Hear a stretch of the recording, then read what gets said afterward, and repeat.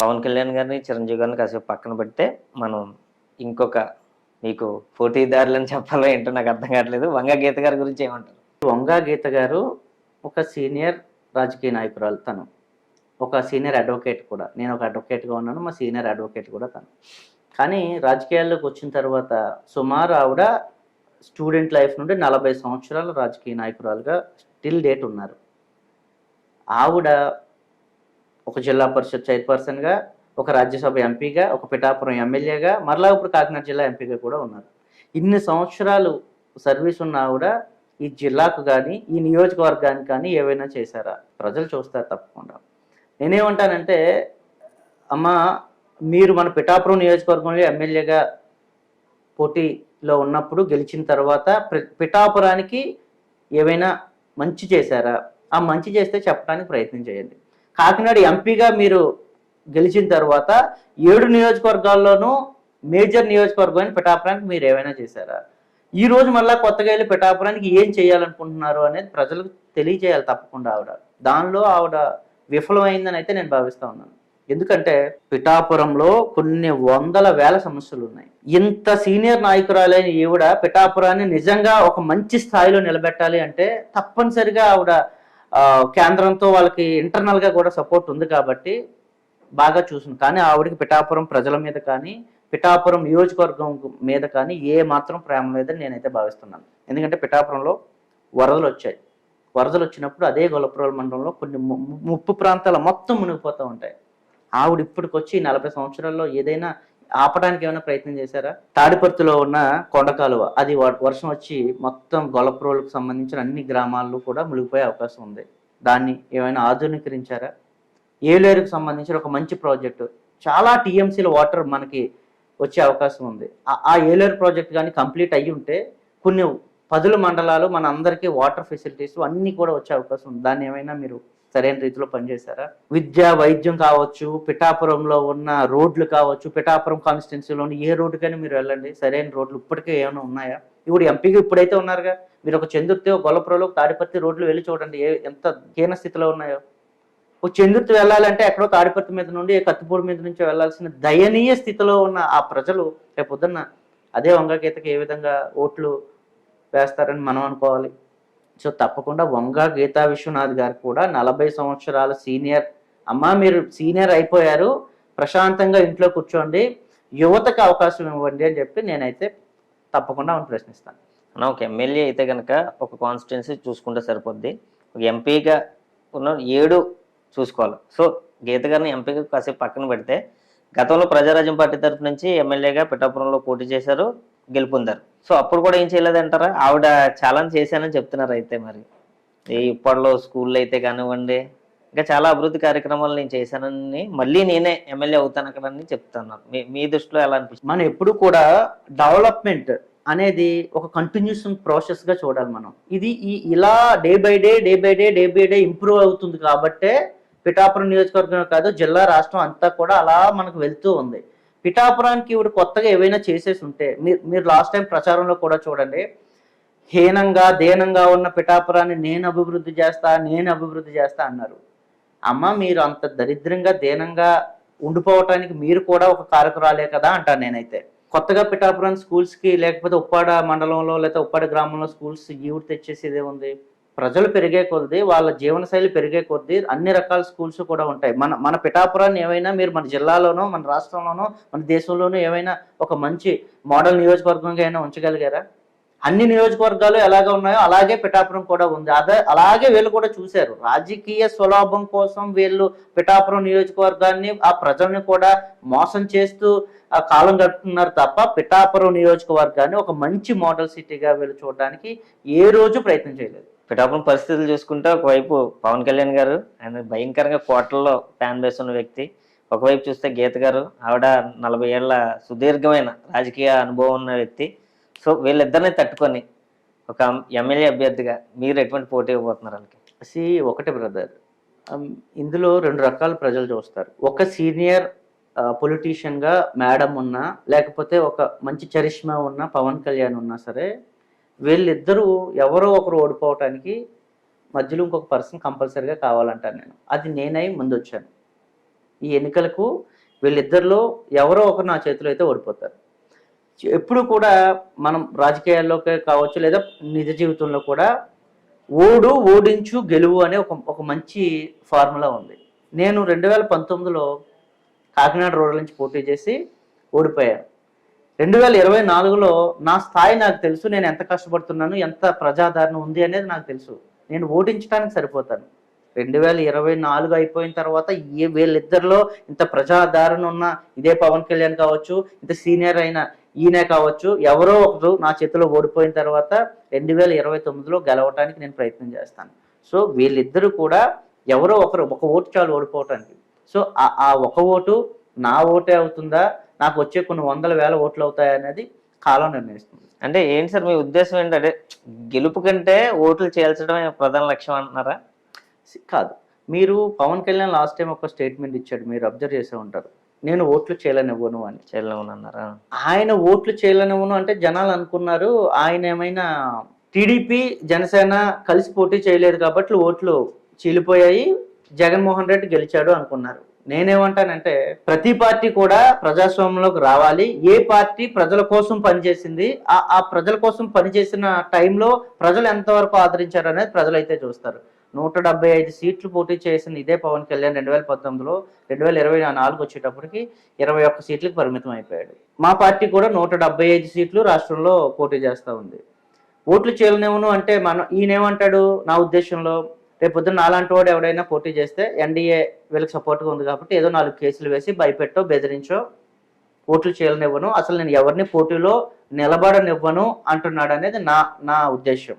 అదేవిధంగా హడావుడి రాజకీయాలు చేస్తూ హెలికాప్టర్లో తిరుగుతూ ఇంత పారాషూట్ రాజకీయాల్లాగా తయారయ్యి వారాహయాత్రలు చేస్తూ ఇంత హడావుడి రాజకీయాలు చేస్తుంటే ప్రజలందరూ కూడా చిన్న స్థాయిలో ఉన్న వాళ్ళు రేపొద్దుట మనం ఎక్కడ సరిపోతాంలే అని కూడా ప్రజలు లోపలికి రారు కాబట్టి రాజకీయాల్లోకి తద్వారా ఓట్లు చేయాలను అని చాలా క్లియర్గానే పవన్ కళ్యాణ్ చెప్పాడని నేను భావిస్తా ఉన్నాను.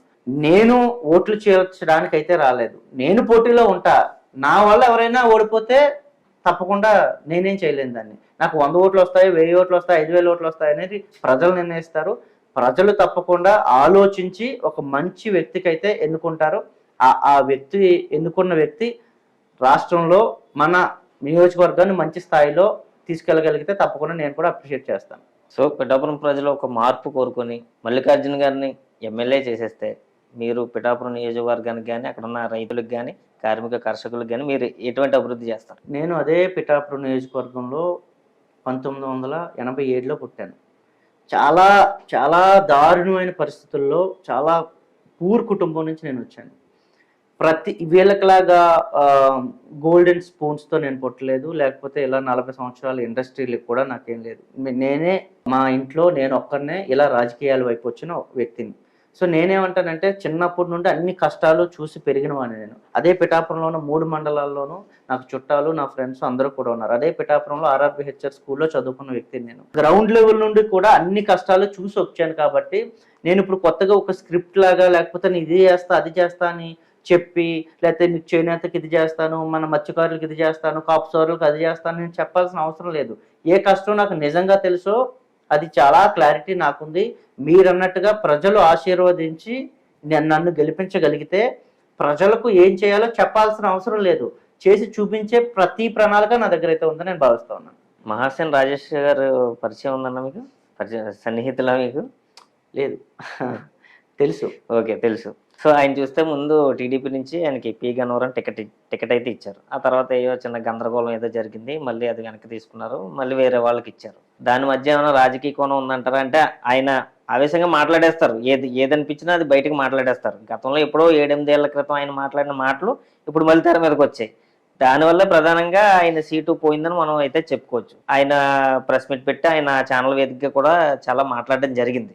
ఇలా జరిగింది, జనసేన వాళ్ళు ఎందుకు ఆ సీట్ ఆశిస్తున్నారని ఒకసారి చెప్పడం జరిగింది. సో ఈ గందరగోళాన్ని మొత్తం మీరు ఎలా చూస్తారు? ఒకటి బ్రదర్, మనం చేసిన తప్పు ఇదే జన్మలో అనుభవిస్తారు అని నమ్ముతాను నేనైతే. ఎందుకంటే ఇదే మహాసేన రాజేష్ మీద కొన్ని పదుల కేసులు ఈ వైఎస్ఆర్సీపీ పెట్టిన తర్వాత అందులో మేమందరం కూడా ఇన్వాల్వ్ అయ్యి ఆయన్ని బయటకు తీసుకురావడం జరిగింది. జై భీమరావు భారత్ పార్టీ జడా శ్రవణ్ కుమార్ గారు మనోడి మీద ఉన్న కేసులను హైకోర్టులో పోరాడి రౌడీ షీట్ను కూడా తీయించింది మేమే, మా పార్టీ అధ్యక్షులు జడా శ్రవణ్ కుమార్ గారే. ఎందుకు? ఓకే, ఒక మంచి వాయిస్ ఉన్న వ్యక్తి జనాదరణ పొందుతూ ఉన్నాడు, ప్రజలకు బడుగు బలహీన వర్గాలకు ఎస్సీ ఎస్టీ మిత్రులందరికీ కూడా ఏమైనా సహాయపడతాడేమో అని ఒక మంచి ఉద్దేశంతో మేము ఆ రోజు హెల్ప్ చేసి రౌడీ షీట్ని కూడా తీయించింది మా పార్టీ. నేనేమంటానంటే నీకున్న నీ వాయిస్, నీ సబ్జెక్టు, నీ చరిష్మా అంతా కూడా నీకంటే బాధితులుగా ఉన్న ప్రజలకు ఉపయోగపడాలి అనేది మన కాన్సెప్ట్ అయ్యి ఉండాలి ఎప్పుడు కూడా. 5-6 సంవత్సరాల క్రితం పెట్టిన అదే మహాసేన అనే ఒక సంస్థ ఈరోజు ఇంత మంచిగా ఎదుగుతుంది, ఇంత మంచి ప్రజలు ఆశీర్వదించారని మీరు అనుకుంటున్నారు. నేనేమంటానంటే మరి ఇలా ఆశీర్వదించిన ఆయన ఏం చేయాలి? 2019లో పవన్ కళ్యాణ్ మన జగన్మోహన్ రెడ్డి దగ్గరికి వెళ్ళి కండువా కప్పుకొని ఆ పార్టీ కోసం ప్రచారం చేసి టీడీపీ ఓడిపోవడానికి నేను కూడా భాగస్వామిని అని ఆయనే చెప్పాడు. ఆయనకు అనుకున్న సీట్ రాలేదు రాజకీయంగా, లేకపోతే ఆయనకు ఇస్తానన్న పదవి రాలేదు. వెంటనే ఆయన జనసేన వైపు చూడడానికి ప్రయత్నం చేశాడు. జనసేన నాకు చాలా ఇష్టం, జనసేన కోసం నేను కష్టపడి పనిచేస్తానన్నాడు. జాయిన్ అయిపోయినట్టే. జనసేన కోసం కొన్ని 100 వీడియోలు చేసి జనసేన నాయకులు లాంటి వాళ్ళు అందరూ ఎన్నుకోవాలని చెప్పడం జరిగింది. తర్వాత జనసేనకు వీళ్ళు తీసుకోలేదు, వెంటనే మళ్ళీ టీడీపీకి వెళ్ళాడు. టీడీపీలో ఒక స్థాయి ఇచ్చి చంద్రబాబు నాయుడు ఈయన ఎంత వాడుకోవాలో అంత వాడుకుని రోడ్డు మీద పడేసాడు అంటాను ఈరోజు. అసలు మహాసేన రాజేష్కి ఆయన ఏమంటారు, ఆయన ఇన్వాల్వ్మెంట్ లేకుండా పి గన్నవరం సీట్ ఇచ్చారు, చాలా థ్యాంక్స్ అండి చంద్రబాబు నాయుడు గారు, మాలాంటి వాళ్ళని కూడా మీరు గుర్తించినందుకు అన్నాడు మహాసేన రాజేష్. మరి అదే మహాసేన రాజేష్ ఇన్ని పరమ బూతులు తిట్టుకుంటా వెళ్తే మరి ఆ విషయాలు ముందు చంద్రబాబుకి తెలియదంటారా మీరు? ఎస్సీ ఎస్టీలను కావచ్చు, బీసీలను కావచ్చు, మైనార్టీలను కావచ్చు, ఈ బడుగు బలహీన వర్గాల ప్రజలందరినీ కూడా మోసం చేయటానికి చంద్రబాబు నాయుడు ముందుంటాడంట. నేను ఇన్ని బూతులు తిట్టాడు, లేకపోతే దేవుళ్ళను తిట్టాడు, అన్ని రకాల పార్టీలను తిట్టాడు అని చంద్రబాబు తెలియకుండానే పార్టీలోకి చేర్చుకున్నాడు అంటారా? మరలా తెలివితేటలుగానే బయటకు తీయలేదంటారా? సో నేనేమంటానంటే మహాసేన రాజేష్ మోసం చేశాడు, ప్రజల్ని మోసం చేశాడు చంద్రబాబు నాయుడు రివర్స్లో. సో మనం ఏదైతే తప్పు చేసామో అదే మళ్ళీ మనకి ఇక్కడ తగిలిందంట. నేనైతే అంటే అప్పుడు చూసుకుంటే 7-8 వేల క్రితం కాబట్టి అది అప్పుడు రాజకీయంగా నాకు అంత మెచ్యూరిటీ లేదు. సరే దాని గురించి నేను ఏవైతే అన్నానో ఎవరినైతే అన్నా వాళ్ళకి సారీ కూడా చెప్పారు ఆయన ఛానల్ వేదికగా కానివ్వండి, మీడియా పరంగా కానివ్వండి. ఒకటి బ్రదర్, వాళ్ళు ముందుగానే వేసుకున్న ఒక స్కెచ్ అది, జనసేనకి సీట్ ఇవ్వాలనో లేకపోతే పొత్తులో భాగంగా మరొకరికి ఇవ్వాలనో జరగడం జరిగింది. జనసేనని ఇంత దారుణంగా విమర్శించిన ఇదే మహాసేన రాజేష్ని జనసేన ఎందుకు ఎంటర్టైన్ చేస్తుంది? మీరు కూడా ఒకసారి ఆలోచించండి. సో ఇవన్నీ కూడా రాజకీయంలో మనం 10 సంవత్సరాల క్రితం అయినా, 5 సంవత్సరాల క్రితం అయినా, నిన్నైనా, ఈ రోజైనా ఒక మాట మీద నిలబడడానికి, ఆ మాట నిజంగా మనం అన్నాము అంటే దాని మీద స్టాండ్ అయి ఉండడానికి అట్లీస్ట్ ప్రయత్నం చేయాలి, లేదా దానికి మంచి కారణమైనా చెప్పి బయటకు వెళ్ళడానికి ప్రయత్నం చేయాలి. అప్పుడు దారుణంగా తిట్టి ఇప్పుడు పొగిడి, అదే మళ్ళీ టీడీపీని తిట్టి ఇప్పుడు పొగిడితే అవకాశ రాజకీయాలు చేసే చంద్రబాబు కావచ్చు, లేదా అవకాశం వస్తుందని భావించిన మహాసేన రాజేష్ కావచ్చు, ఇద్దరూ కూడా ప్రజల ముందు ద్రోహులుగా ఉన్నారు. కాబట్టి అప్పుడు చంద్రబాబు నాయుడు ఓడిపోయాడు, ఇప్పుడు మహాసేన రాజేష్ బయటకు వచ్చాడు, అంతే. అంటే పవన్ కళ్యాణ్ గారు రాక తర్వాత పిఠాపురం పేరు ఎలా అయితే బయటకు వచ్చిందో మొన్న రాజేష్ గారు కూడా ఒక వీడియోలో చెప్పడం జరిగింది. ఒకప్పుడు పి గన్నవరం అంటే ఎక్కడ అమలాపురం పక్కన ఎక్కడోరా అని అనేవారు, ఇప్పుడు మహాసేన రాజేష్ అక్కడ పోటీ చేస్తానని తెలియగానే పి గన్నవరం పక్కన అమలాపురం అని చెప్పుకుంటున్నారు అన్న. అవునా? మరి సోషల్ మీడియా ఇంపాక్ట్ వచ్చిన తర్వాత వీళ్ళు మాట్లాడే 4 మాటలు 10 మంది పిల్లలు చూసినప్పుడు వీళ్ళు ఇంకా నాకంటే తూపు ఎవరో లేరు అని ఫిక్స్ అవుతున్నారు ఫస్ట్. అది చాలా ప్రమాదం. అది నిజంగా ప్రజాస్వామ్యం చాలా ప్రమాదం. ఇందాక మీరు అన్నట్టుగా పిఠాపురం నేను వస్తేనే పిఠాపురం చూస్తున్నారు అని పవన్ కళ్యాణ్ ఎలా ఊహించుకుంటున్నాడో, పి గన్నవరం అనేది అసలు ఒక నియోజకవర్గం లేనట్టు, మనోడు వెళ్తేనే అది పెద్ద నియోజకవర్గం అయిపోయినట్టు ఈయన భ్రమల్లో ఉన్నారు. చూడండి, ఇలాంటి భ్రమలో ఉన్న రాజకీయ నాయకులు ప్రజలు కూడా చూశారు కాబట్టి ఇద్దరిని పక్కన కూర్చోబెడతారు. మహాసేన నాయకుడిగా ఆయన జనాల్లోకి వెళ్ళారు, కొంతమందిని అయితే ఆయన ఉత్తేజపరిచారు, అదంతా ఓకే. కానీ ఒక రాజకీయ నాయకుడిగా, ఒక ఎమ్మెల్యేగా అసలు రాజకీయాలకి మహాసేన రాజేష్ పనికొస్తాడా?